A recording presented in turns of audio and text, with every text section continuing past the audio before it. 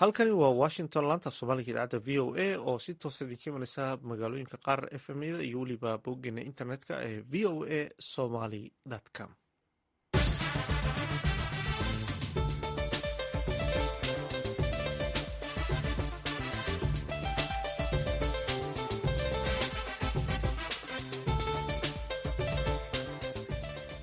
subax wanaagsan dhegeystayaal, waa subaxnimo sabti ah, bisha oktoobarna waa 2 sanadka 2021 saacadda afrikada bari waa 6 barkii subaxnimo, washingtonna waa 11 iyo barkii. halkaad nagala socotana waa laanta soomaaliga idaacadda v o a. waxaana iila socodsiinaya barnaamijka sahanka iyo caalamka anigoo ah xuseen bare aadan.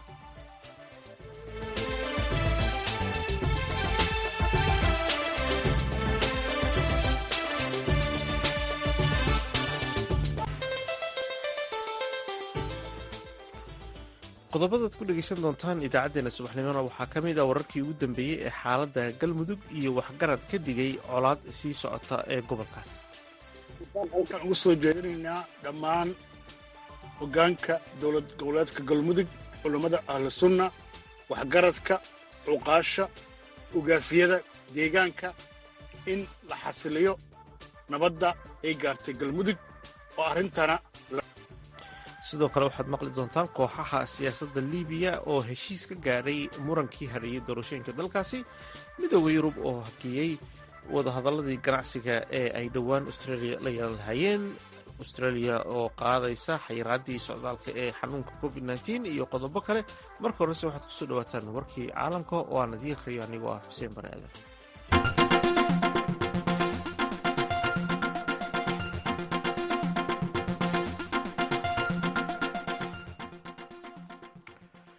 kornel maxamadu dumbiya oo ahaa hogaamiyihii afgembiga militari ee bishii hore ka dhacay dalka guine ee galbeedka africa ayaa jimcihii shalay loo dhaariyey in uu noqdo madaxweynaha ku-meel gaarka ee dalkaasi.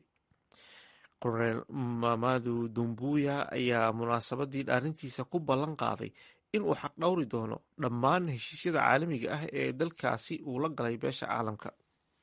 gudoomiyaha maxkamadda sare ee dalka guine ayaa si rasmiya ugu dhawaaqay una dhaariyey kornel dumbuya inuu noqdo madaxweynaha ku-meel gaarka ah ee dalkaasi iyadoo aan la cayimin muddada uu xilkan hayn doono. kornel dumbuya ayaa warbaahinta dalkaasi ka shaaciyey in uu dhowaan soo magacaabi doono ra-iisul wasaare cusub oo soo dhisi doona xukuumad cusub, isagoo sidoo kale shaaciyey inuu asaasay hay-ad gaar ah oo loogu talagalay la dagaalanka musuq maasuqa. rashid khanuushi oo ahaa gudoomiyaha baarlamaankii dalka tunisiya ee uu dhowaan kala diray madaxweynaha dalkaasi qays saciid ayaa sheegay in kalfadhiyadii baarlamaanka sidii loogu talagalay ay u soconayaan. gudoomiye khanuushi ayaa waxba kama jiraan ka soo qaaday go-aanka madaxweyne qays saciid ee dalkaasi tunisiya. rashid khanuushi ayaa ugu baaqay xildhibaanada baarlamaanka in ay kasoo qeyb galaan kalfadhiyada u qorshaysanaa baarlamaanka. tallaabadan ayaa u muuqata mid qayb ka ah khilaafka sii xoogeysanaya ee saameynta ku yeelanaya siyaasadda dalka tunisiya kadib markii uu bishii julaay uu madaxweynaha dalkaasi uu kala diray baarlamaanka iyo weliba golihii wasiirada.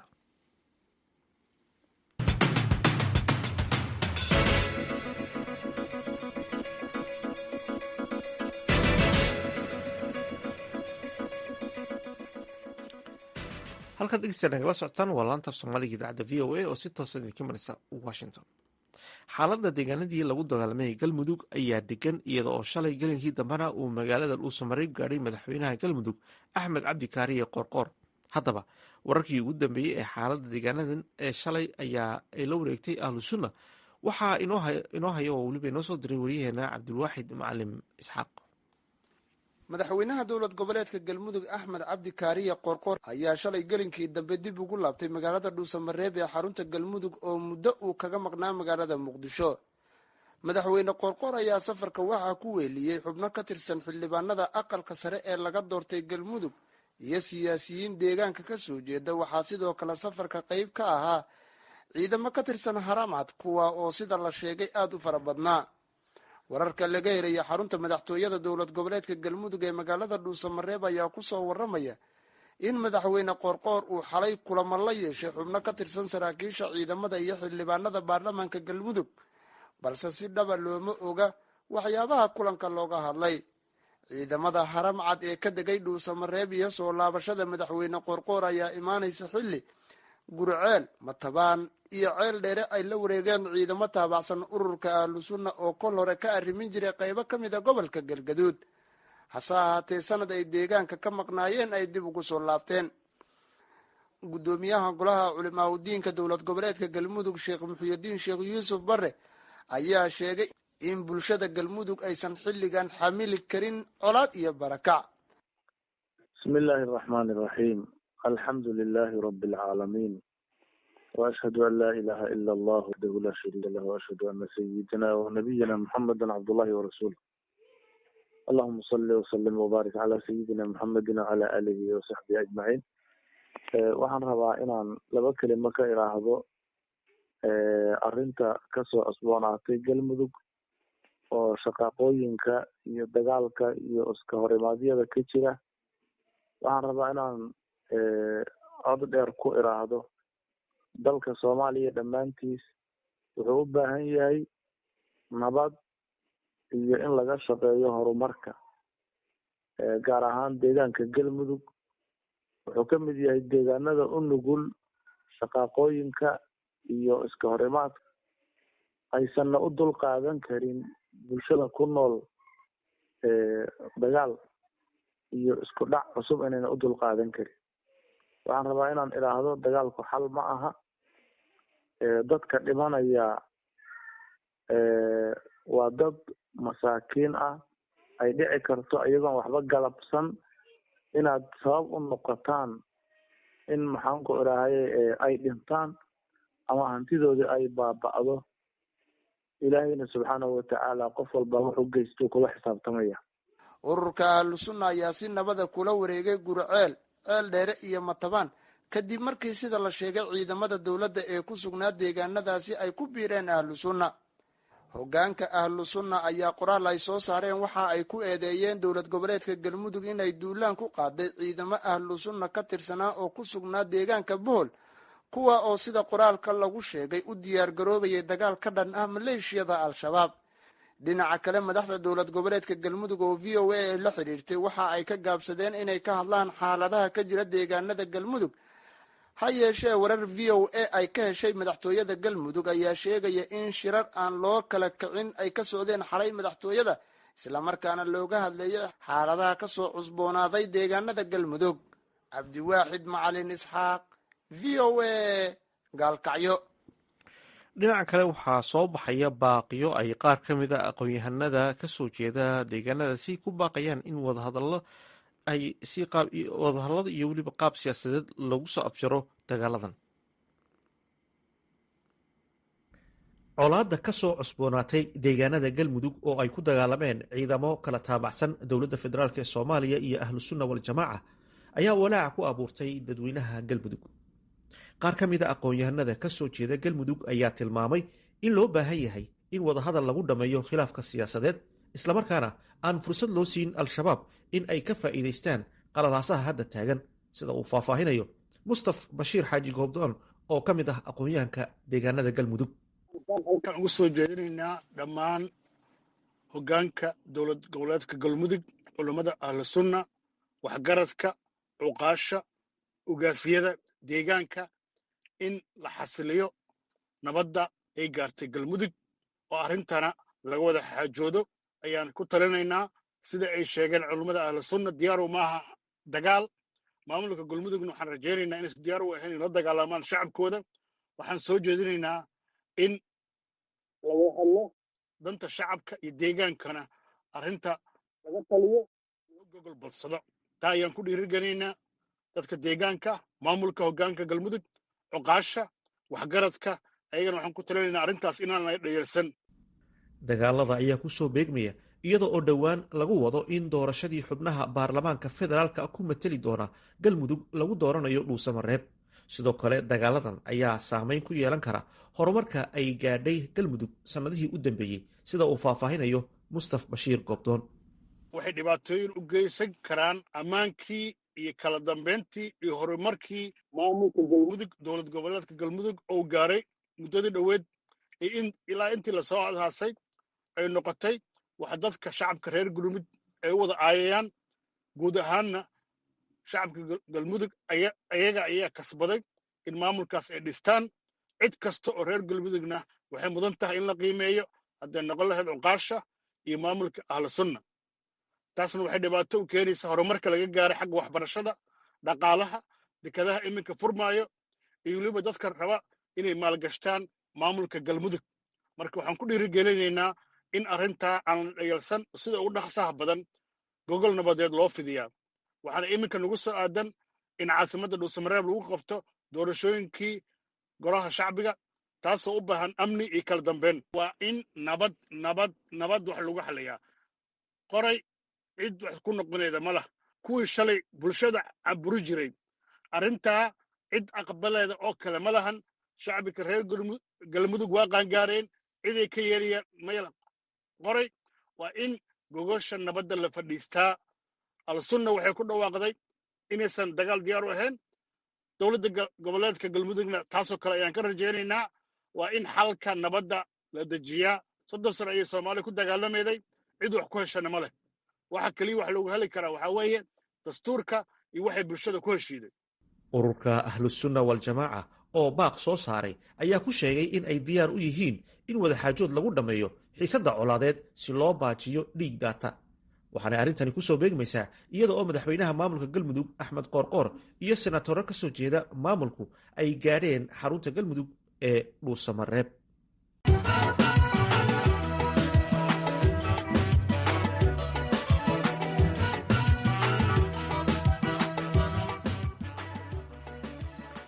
halkaan dhegeystayaal nagala socotaan waa laanta af soomaaliga idaacadda v o a oo si toosa idinka imanaysa washington. kooxaha siyaasadda libiya ayaa isku raacay hanaankii doorashada dalkaasi ee ay ku maransanaayeen. warbixintan waxaa qaahire noogu soo daray wariyaha v o eda xuseen saxnuuni. wakiilo ka socday baarlamaanka libiya iyo xukuumadda caalamka aqoonsan yahay ee dalkaasi ayaa isku raacay in la xaliyo khilaafaadka taagan ee doorashada kadib markii ay kulan ku yeesheen magaalada rabaad caasimadda dalkaasi morocco. warbaahinta libiya ayaa xaqiijisay kulanka kadib in labada dhinac ay isla gaareen heshiis rasmi oo hoosta ka xariiqaya in doorashada dalkaasi ay ku dhacdo wakhtiga loogu talagalay ee kama dambayska. warmurtiyeedka ka soo baxay gebagabadii kulanka wadatashiga xubnaha labada wafdi ee ka dhacay magaalada rabaad ayaa ugu baaqay beesha caalamka inay taageeraan hanaanka doorashada libiya iyadoo la raacayo shuruudaha lagu heshiiyey.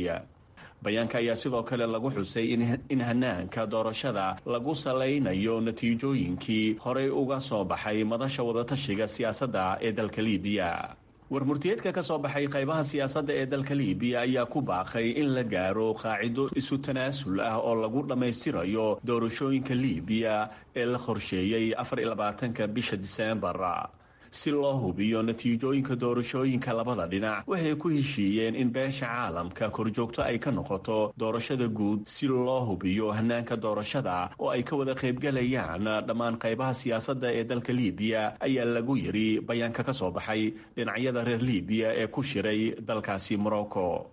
maalintii shalay ayay ahayd markii wakiilo ka socday baarlamaanka libiya iyo golaha dowladda ay dib ugu bilaabeen wadahadalkooda magaalada rabaad ee dalka morocco kaasoo ahaa maalintii labaad ee shirka wadatashiga sharciga doorashada ee libiya kaasoo ay martigelisay dowladda morocco islamarkaasina ay fududeeyeen dowladda maraykanka iyo qaramada midoobey.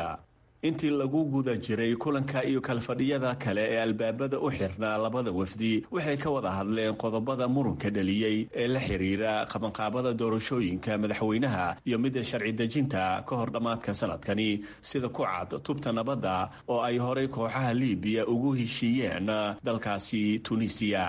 dalka libiya ayaa ku jiray dagaalo sukeeya iyo qalalaaso dhinacyada siyaasadda iyo amniga 10kii sano ee ugu dambeeyey kadib markii kacdoon shacbi ah xukunka looga tuuray mucamar al-khadaafi oo madaxweyne ka ahaa dalkaasi muddo 40 sano ah. xuseen saxnuuni, v o a qaahira.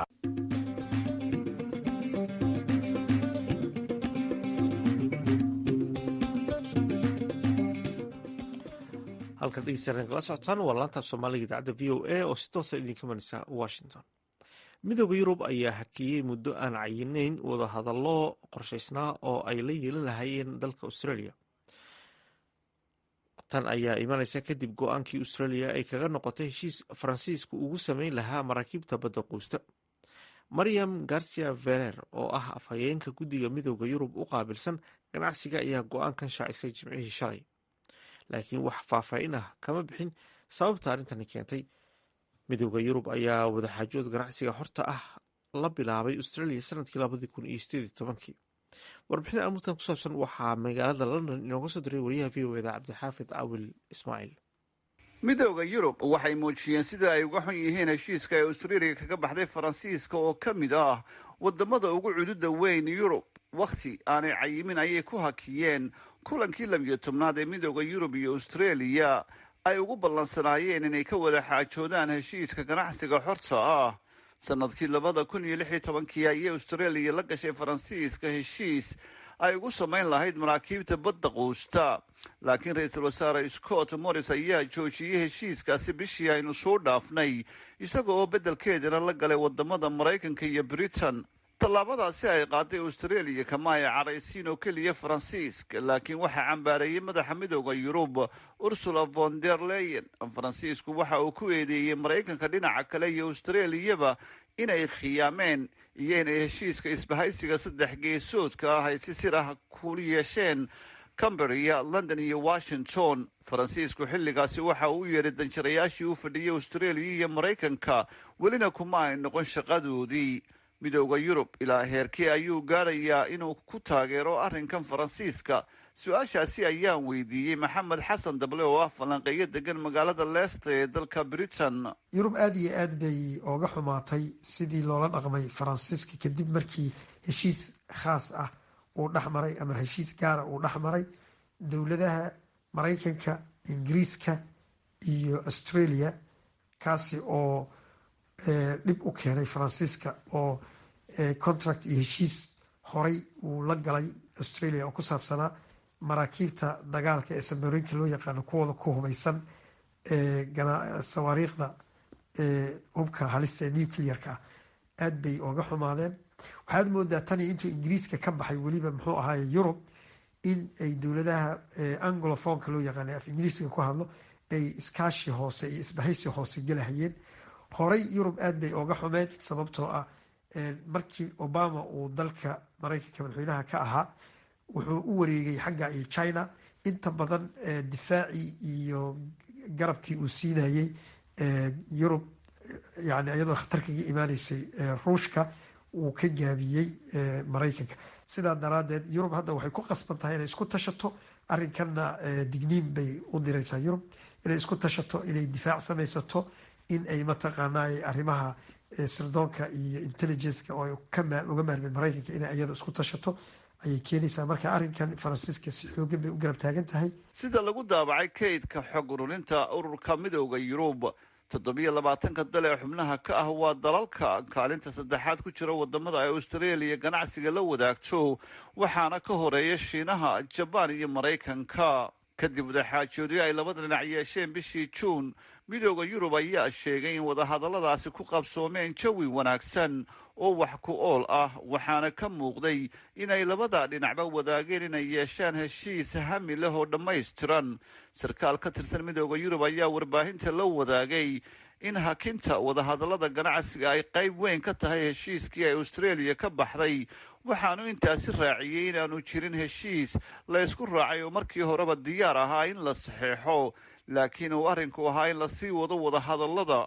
sarkaalkan ayaa intaasi raaciyey in hakintani aanay ahayn dhammaadka wadaxaajoodkii ganacsiga ee labada dhinac, uuna rajaynayo in mustaqbalka heshiis la gaadhi karo, laakiin ay yurub doonayso inay u muujiso australia inay dhinac ka wada taagan tahay arrintii ay ku kaceen ee heshiiskii ay kaga baxeen faransiiska.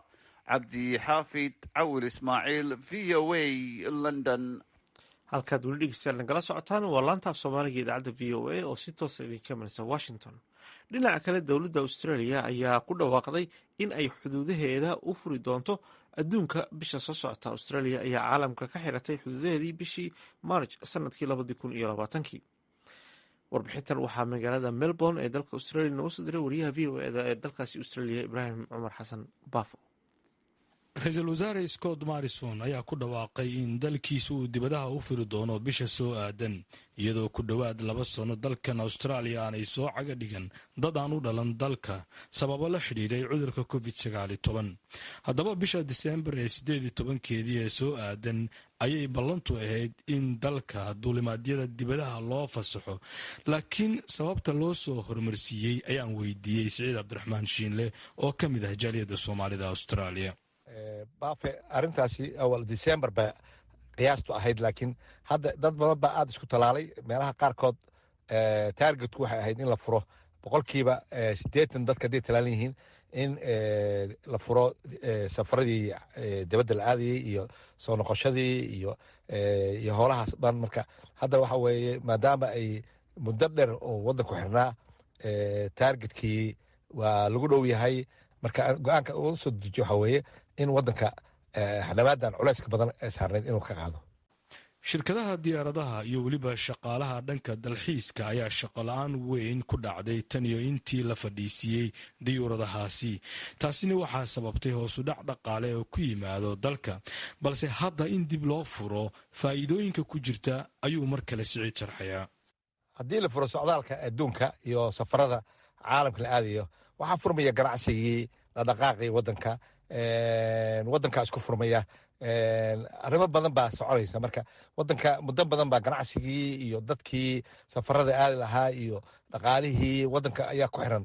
diyaaradihii contos, virgin iyo diyaaradaha caalamka imaanayay dhaqaalay dalka soo gelinayeen, shaqaalay hayeen, wixii oo dhan baa dib u soo noqonaya. marka waxaa la filayaa haddii la furo in ganacsiga waddankan uu marlabaad sidii hore ugu soo noqonaya boomin noqon doono.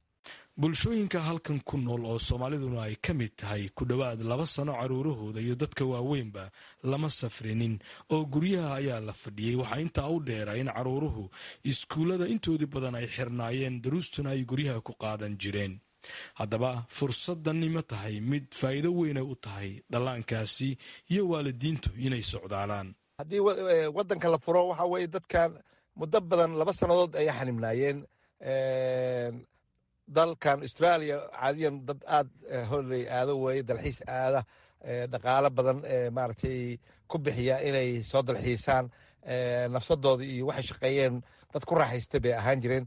marka noloshaas ayaa muddadaas 2 sano ah ka maqnayd. maaragtay iskoolaadka marka la xiro safaray aadaa mar walbaba. tii hadda ma jirto. dadkii xoogaa borin bay guryahay ku xaniman yihiin. marka culays badan baa nafis bay helayaan. taasaana maarata ugu muhiimsan. taasna dowladda iyadana ay aada u danaynaysaa dadka inay relief dareemaan oo nafis dareemaan oo dalxiis aadaan oo maaragtay markaasaa dalku wuxuu noqonayaa dal ganacsiga iyo wax walbaba maaragtay dib u soo kabta.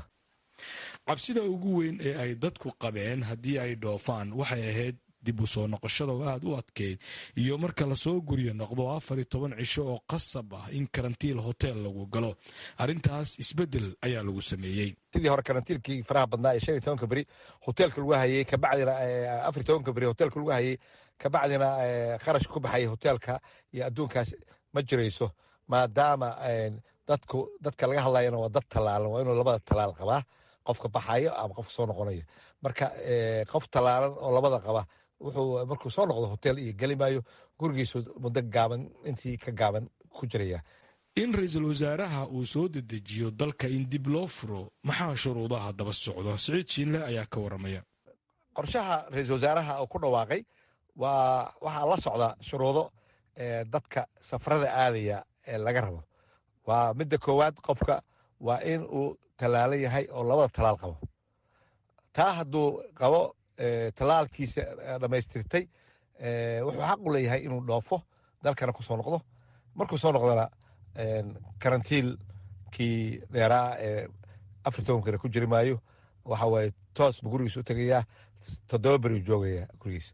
taasna waxa waaye waa qorshaha cusub national banaanka australia ee hadda wadato. hadalkan uu shalay jeediyey ra-iisul wasaare scott morrison ayaa durbaba waxaa ku dhiiraday qoysas badan inay sii qorshaystaan safarada dibadda. ibraahim cumar baafe, wararka v o a magaalada melbourne dalka australia. aad ayuu mahadsan yahay ibraahim cumar baafo oo warbixintaasi inoogu soo diray dalka australia. halkaad kala socotaana waa laanta af soomaaliga idaacadda v o a. haatana aynu ku wanaagsanno heeskan uu inagu luqeynayo fanaanka iidlayare.